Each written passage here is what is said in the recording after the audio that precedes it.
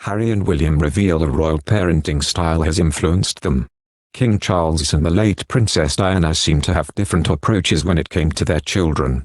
Prince Harry has opened up about his upbringing within the royal family in his new memoir Spare.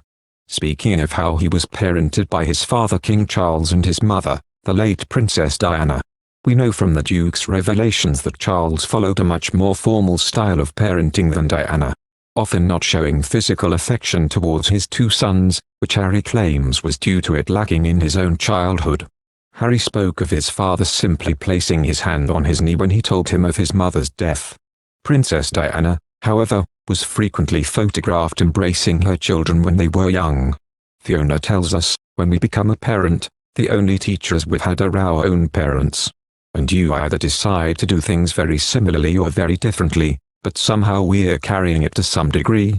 That very different conflicting parenting style between mum and dad is one of the environmental factors that we understand potentially leads to difficulties in relationships in later life, for their child. It might come down to the way affection is shown, and then how that would play out in grief. The loss of their mother for Harry and William was also the loss of perhaps this tender and affectionate parenting figure that they had.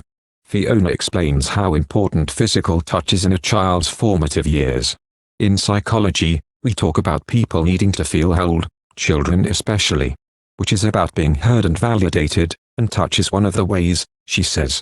A touch and a hug activate the nerves on the skin, which is the biggest organ in our body. This in turn releases differences in the neurons and the neurotransmitters in our brain, which alter the way that our brain develops.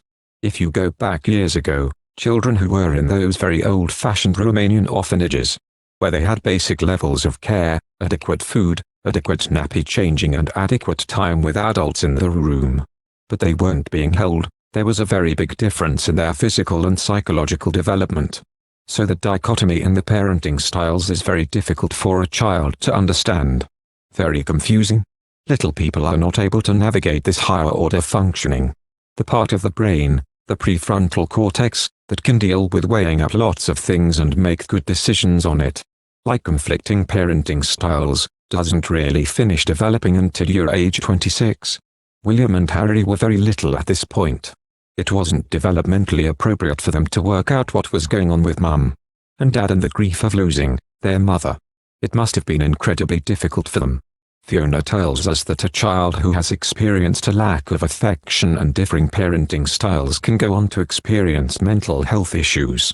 She explains, we know that it does leave children more vulnerable to adverse mental health concerns appearing later, in the teenage years, young adulthood and then on to later life.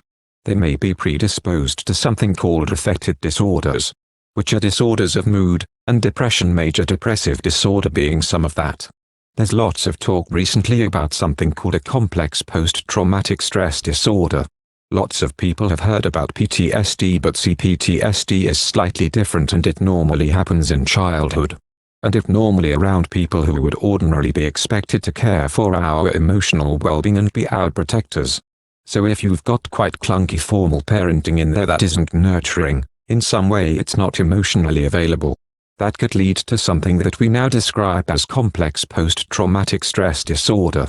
This would lead in turn to behavioral, social and emotional dysfunction in young people. And I'm wondering if that's what we're seeing in Harry's book.